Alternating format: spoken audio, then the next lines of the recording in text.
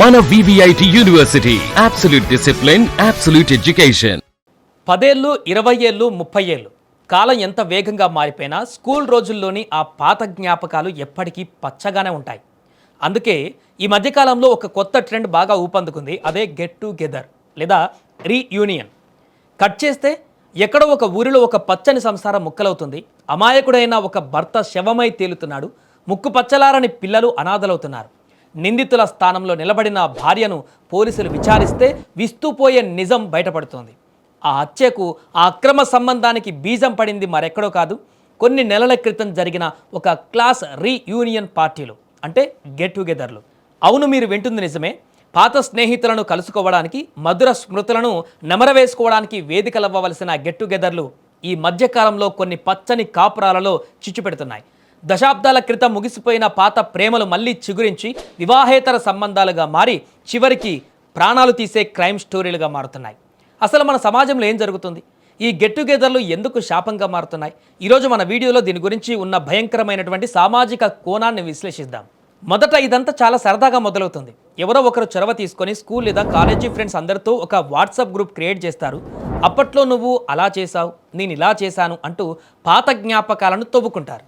ఈ క్రమంలోనే అప్పట్లో క్లాస్లో ఇష్టపడి చెప్పలేకపోయిన వాళ్ళు, లేదా అప్పట్లో లవ్ చేసి బ్రేకప్ అయిన వాళ్ళు మళ్ళీ ఒకరికొకరు కనెక్ట్ అవుతారు. ఇక్కడే అసలు సైకాలజీ దాగుంది. పెళ్ళై పిల్లలు ఉండి ఆఫీస్ ఒత్తిడి, సంసార బాధ్యతలతో విసిగిపోయినటువంటి సగటు మనిషికి ఈ పాత స్నేహితుల పరిచయం ఒక పెద్ద రిలాక్సేషన్లా అనిపిస్తుంది. భర్తతోనో భార్యతోనో చిన్న చిన్న మనస్పర్ధలు ఉన్న సమయంలో ఈ పాత స్నేహితులు లేదా స్నేహితురాలు ఇచ్చేటువంటి ఓదార్పు చాలా బాగుంటుంది. సైకాలజిస్టుల విశ్లేషణ ప్రకారం చూస్తే మనిషి ఎప్పుడు తన గతాన్ని చాలా అందంగా ఊహించుకుంటాడు. ప్రస్తుత జీవితంలోని బాధ్యతల కంటే నాటి బాధ్యతలు లేని రోజుల్లోని భాగస్వామే మిన్నా అనే భ్రమలో బతకడం ప్రారంభిస్తాడు. ఈ చాటింగ్లు కాస్త సీక్రెట్ కాల్స్గా మారతాయి. ఆ తర్వాత గెట్ టుగెదర్ ఈవెంట్స్లో నేరుగా కలుసుకోవడంతో ఆ పాత ప్రేమ కాస్త వివాహేతర సంబంధానికి దారితీస్తుంది. గత కొన్ని సంవత్సరాలుగా మన దేశంలో, ముఖ్యంగా తెలుగు రాష్ట్రాలతో పాటు కేరళ, కర్ణాటక, మహారాష్ట్రలో జరిగిన కొన్ని క్రైమ్ ఇన్సిడెంట్స్ చూస్తే ఒళ్ళు గగుర్లు పొడుస్తోంది. కేసు 1 గురించి మాట్లాడుకుంటే మన తెలుగు రాష్ట్రాల్లో జరిగిన ఒక ఘటన ఇది. 30 ఏళ్ల తర్వాత స్కూల్ రీయూనియన్లో కలుసుకున్న ఒక జంట పెళ్ళై పెరిగి పెద్దయిన పిల్లలు ఉన్నారనే విషయాన్ని కూడా మర్చిపోయారు. భర్తకు అనుమానం రావడంతో ఆ అక్రమ సంబంధానికి అడ్డుగా ఉన్నాడని భావించి ప్రియుడితో కలిసి భర్తను నమ్మకంగా విషమిచ్చి చంపేసింది ఒక భార్య.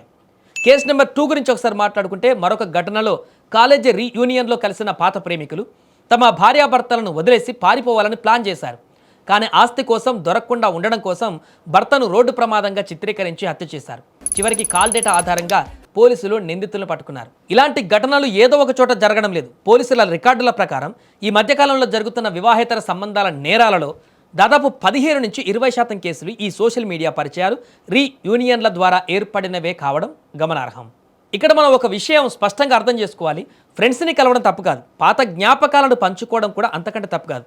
కానీ ప్రతిబంధానికి ఒక లక్ష్మణ రేఖ ఉంటుంది. ఆ గీత దాటినప్పుడే ప్రమాదం మొదలవుతుంది. పెళ్ళయ్యాక భాగస్వామితో వచ్చే చిన్న చిన్న గొడవలను సాకుగా తీసుకొని పాత స్నేహితుడితో పోల్చి చూసుకోవడం ఇక్కడే పెద్ద పొరపాటు జరుగుతుంది. నా భర్త నన్ను సరిగ్గా చూసుకోవడం లేదు, కానీ నా పాత క్లాస్మేట్ నన్ను ఎంత బాగా అర్థం చేసుకుంటున్నాడో అనే భ్రమలో బతుకుతారు. కానీ వాస్తవం ఏంటంటే ఆ పాత స్నేహితుడితో మీకు బాధ్యతలు లేవు కాబట్టి అంత బాగుంటుంది. అదే అతనితో జీవితం పంచుకుంటే అక్కడ సమస్యలు వస్తాయి అనేటువంటి నిజాన్ని చాలామంది గ్రహించలేరు. ఈ క్షణికమైనటువంటి ఆకర్షణ కోసం కన్న పిల్లల భవిష్యత్తును, సమాజంలో గౌరవాన్ని, నమ్మిన భాగస్వామి జీవితాన్ని పణంగా పెడుతున్నారు. చివరికి నైతిక విలువలు కోల్పోయి నేరస్తులుగా మారి జైలు పాలవుతున్నారు.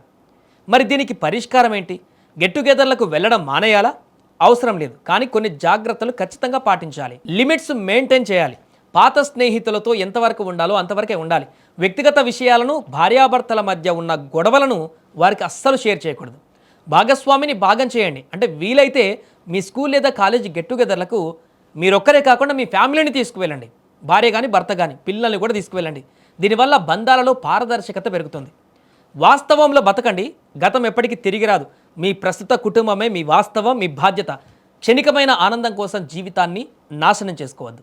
స్నేహం అనేది ఒక పవిత్రమైన బంధం. దశాబ్దాల తర్వాత కలిసిన స్నేహితులను చూసి సంతోషపడాలి, కానీ ఆ స్నేహాన్ని అడ్డు పెట్టుకొని పచ్చని సంసారాలను కూల్చుకోకూడదు. ఒక తప్పు 100 తప్పులకు దారితీస్తుంది, చివరికి ప్రాణాలు తీసే స్థాయికి చేరుకుంటుంది. ఆలోచించండి.